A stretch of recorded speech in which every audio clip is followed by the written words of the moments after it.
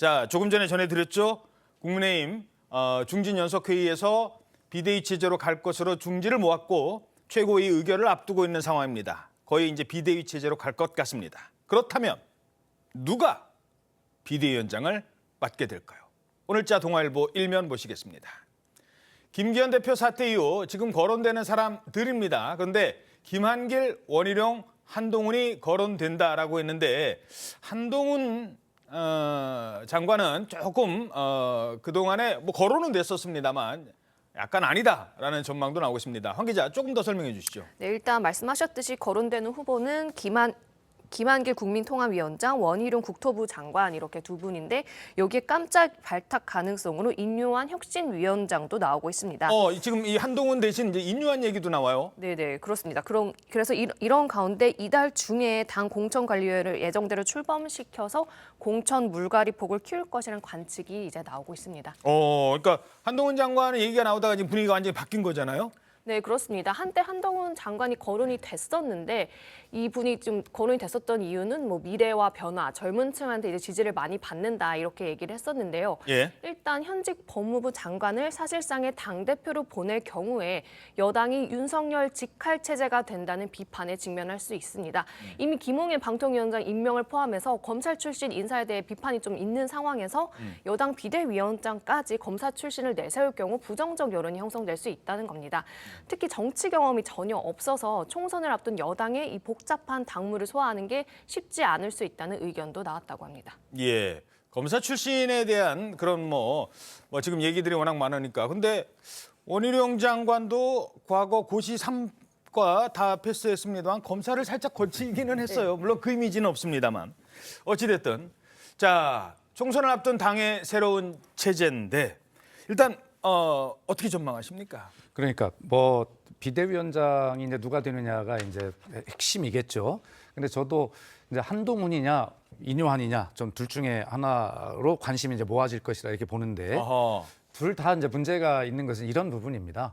우선 김기현 대표 체제와 인요한 혁신위원장 체제가 강하게 격돌을 했지 않습니까? 예. 거기에 다시 인요한 혁신위원장이 국민께 어필한 측면이 있어서 그런 측면에서는 인요한 혁신위원장을 비대위원장으로 모셔오는 것은 저는 나름대로 의미가 크다, 국민의힘이 유리하다 이렇게 보는데 그러나 결과적으로는 김기현 대표 체제에 대한 또 예의가 있습니다. 그렇죠. 격돌했는데 물러나고 갑자기 이분을 다시 모셔온다고 하는 것은 김기현 대표 체제에 대한 그런 어떤 측면에서 보면 굉장히 미안한 일이기도 하잖아요. 그렇죠. 그런 측면이 아마 고민의 지점이 될 것 같고요.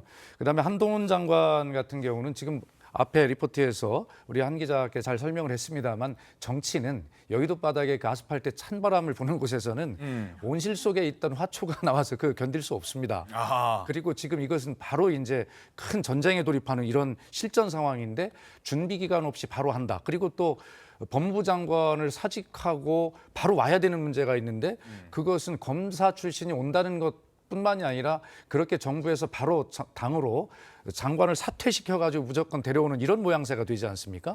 그래서 그 간격이 너무 짧아요. 그런 측면에서 저는 가능성이 없다고 보고 그럼에도 불구하고 저는 민주당 입장에서 보면 인요한 혁신위원장이 비대위원장으로 영입이 되는 이런 카드가 사실 제일 부담스러운 것 같습니다.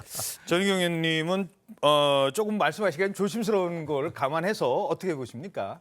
뭐 비대위원장이 어느 분이 그러니까 뭐 일단은 비대위로 갈 건지 뭐 지금 보면은 뭐 당분간 윤재호 원내대표 체제가 조금 길어질 건지 이 부분도 좀 결론이 지금 아직은 명확하게 안 난 상황이기 때문에 조심스럽습니다만 비대위원장이 누가 될까 뭐 이름을 거론하면서 제가 말씀드리기보단 저는 이 말씀을 좀 드리고 싶은데요. 예.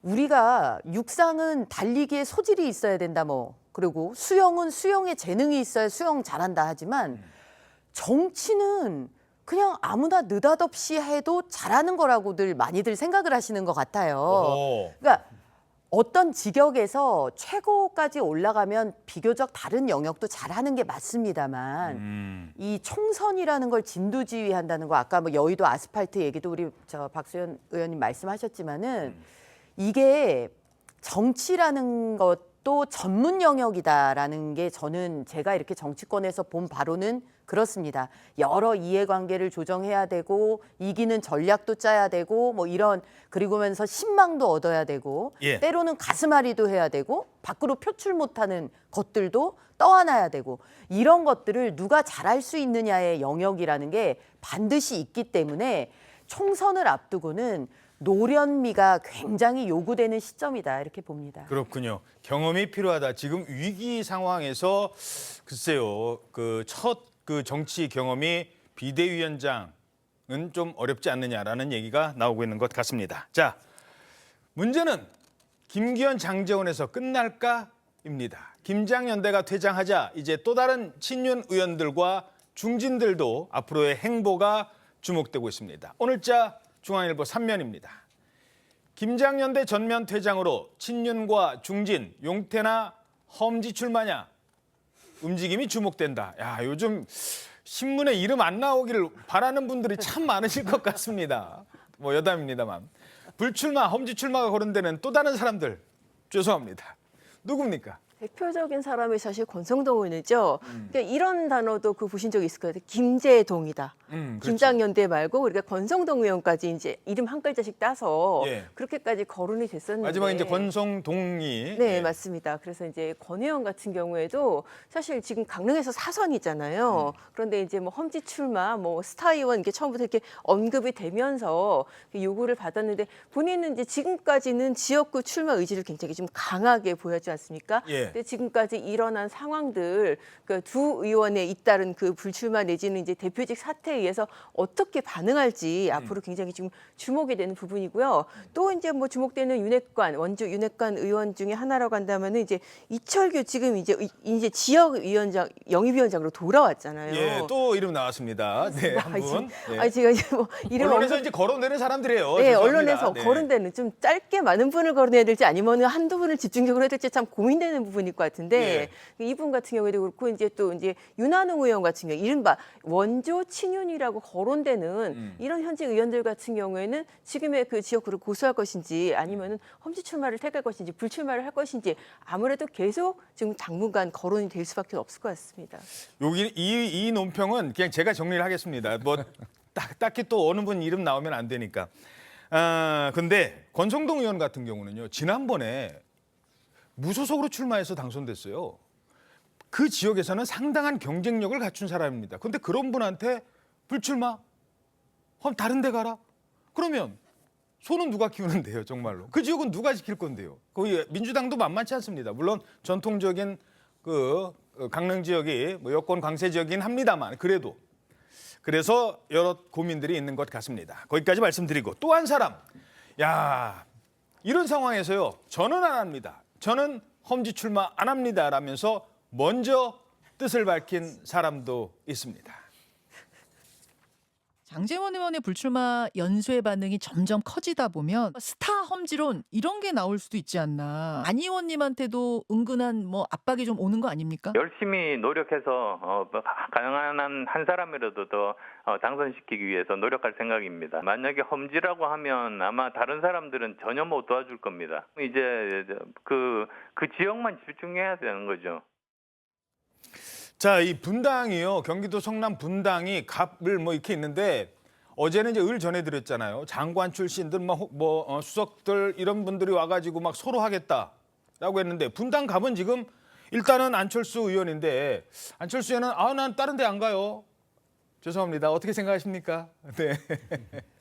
뭐 보궐선거로 그 전에는 이제 노원에서 정치를 쭉 하시다가 대선 이후에 이제 보궐선거로 분당갑에 가셨죠. 그리고 그 분당갑의 이전의 의원은 김은혜 전 수석이 이제 그 분당갑에 의원을 하셨고 옛날에는 우리 당에서 천당 밑에 분당이라는 말이 있었다고 합니다. 예.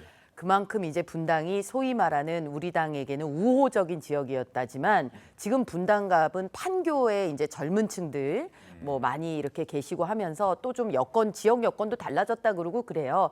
근데 분당 분들은 무슨 생각을 하실까? 지금 저거는 안철수 지금 의원님의 말씀이셨고 예. 분당 분들은 이제 한 2년 또 의원이 바뀌었는데 그 다음은 또 다른 사람이 또 나오고 또 다른 사람이 나오고 그러면 저 지역도 현안들이 있거든요. 예. 뭐 공공 임대 주택 문제도 있고 뭐 여러 지역 현안이 있는데 이렇게 당에서 매번 선수를 바꾸는 걸 어떻게 생각하실까 그런 측면도 안철수 의원이 좀 고려를 해서 말씀을 하신 게 아닌가 싶습니다. 예. 뭐 여러 번 이렇게 돌려 지금 논평을 하셨습니다. 이게 민감한 문제니까요. 아까도 얘기했잖아요. 지금 명태 신청 막 하라고 하는데 이게 쉽습니까? 자, 다음엔 이분들도 이름 또 나옵니다. 근데 이분들은요 본인들이 막 공격했었어요. 김기현 대표한테 결단하십시오, 사퇴하십시오 촉구했던 분들. 지금 나옵니다만 오늘 악역을 계속 맡고 있습니다. 양은경 기자 설명해 주시죠. 일단은 지금 앞서 설명드린 분들과는 달리 이분들은 사실 본인이 먼저 포문을 연 분들이라서 예. 조금 더 낫지 않을까 싶은데 일단 김기현 대표 사퇴를 요구한 대표적인 인사죠. 이제 하태경 의원 같은 경우에 그러면서 본인이 이제 종로 출마를 선언을 하지 않습니까? 예, 근데 종로 막 사람 몰려요 지금. 그러니까요. 당장에 지금 현역으로 최재형 의원이 있고 이제 그것 때문에 당내 반발이 있는데 뭐 아직까지는 종로 출마에 대해서 이제 뭐 뜻을 바꾸거나 그런 모양이 아니고요.